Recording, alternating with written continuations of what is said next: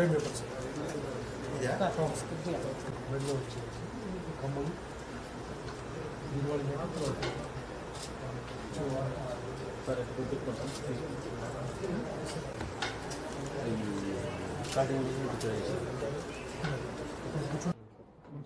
స్కూల్కి ఈ crime paper help Tirupati 69 సంవత్సరాలు ఎదురాలా 36 సార్. దీని పేరు ఏం పేరు? రూపేష్ కుమార్ సార్.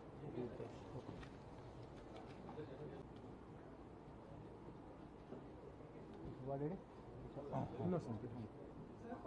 ఓకేనా? అది అయిపోయాక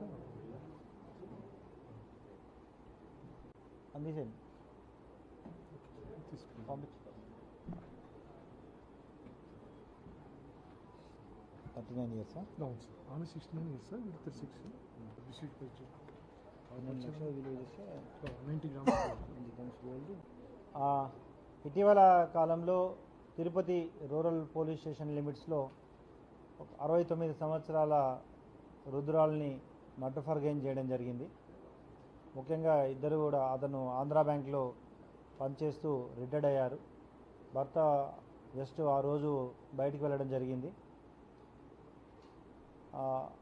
వృద్ధురాలు ఇంట్లో ఉన్న సమయంలో వాళ్ళకి పాత పరిచయం ఉన్న వ్యక్తి, యాక్చువల్గా వాళ్ళ ఫ్యామిలీకి కూడా తెలిసిన వ్యక్తి వాళ్ళ ఊర్లో నెల్లూరు దగ్గర.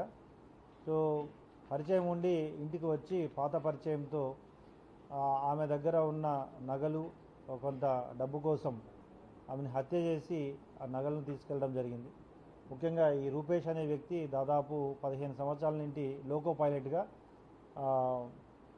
నెల్లూరులో పనిచేస్తున్నాడు. ఇతను కేవలం అతని యొక్క దురలవాట్లకి అప్పులు ఎక్కువ చేయడం, సో పరిచయం ఉన్న వీళ్ళు రిటైర్డ్ ఆఫీసర్స్గా ఉన్నారు కాబట్టి వీళ్ళ దగ్గర ఎక్కువగా నగలు డబ్బులు ఉంటాయనే ఒక దురాలోచనతో ఇంటికి వచ్చి తెలిసిన వ్యక్తిగా ఇంట్లోకి వచ్చి ఆమెని కిరాతకంగా చంపి నగలు దొరికిన నగల్ని దాదాపు 12 లక్షలు విలువ చేసే నగలు కొంత డబ్బు తీసుకెళ్ళడం జరిగింది. చాలా క్రిమినల్ ఇంటెన్షన్తో ముందే హెల్మెట్ పెట్టుకోవడం, స్కార్ ధరించడం, ఒక బుర్కాను కూడా తీసుకొని వచ్చి హత్య తర్వాత దాన్ని ధరించి అతను మోటార్ సైకిల్ కూడా దొంగిలించి తీసుకొచ్చాడు. సో రకరకాలుగా అతను క్రిమినల్ ఆలోచనతో ఈ అఫెన్స్ చేయడం జరిగింది. ముఖ్యంగా అఫెన్స్ జరిగిన తర్వాత ఇమ్మీడియట్గా అడిషనల్ ఎస్పీ క్రైమ్స్ మరియు additional SP law and order ఆధ్వర్యంలో DSP Chandragiri, inspector and crimes విభాగాలు, ఇన్స్పెక్టర్ రూరల్, క్రైమ్ ఇన్స్పెక్టర్స్ అందరూ, క్రైమ్ డిఎస్పీ అందరూ కలిసి సెపరేట్ టీమ్స్ ఫామ్ చేసి అటు టెక్నికల్గా సాంకేతికంగా ఉన్న ఆధారాలన్నింటినీ సేకరించడం జరిగింది.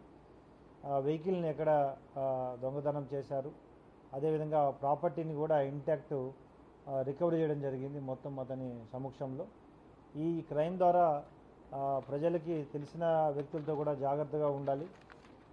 ఈ ఇంటి దగ్గర సీసీ కెమెరాలు లేకపోవడం అనేది చాలా ఇన్వెస్టిగేషన్కి ఇబ్బందికరంగా పరిణమించింది. ముఖ్యంగా రిటైర్డ్ ఎంప్లాయీస్ అందరికీ కూడా నేను ఒకే అప్పీల్ చేస్తున్నా, ప్రతి ఇంటి దగ్గర ఒక కెమెరా 2-3 కెమెరాస్ ఉంచుకొని డిబిఆర్ ఉంచడం వలన ఖచ్చితంగా మన ఇంటి దగ్గర ఎవరైనా అనుమానాస్పదంగా తిరిగినా లేదా క్రైమ్ చేసినా ఇమీడియట్గా పోలీస్ వారికి ఖచ్చితంగా తగిన చర్య తీసుకోవడానికి చాలా ఉపయోగకరంగా ఉంటుంది.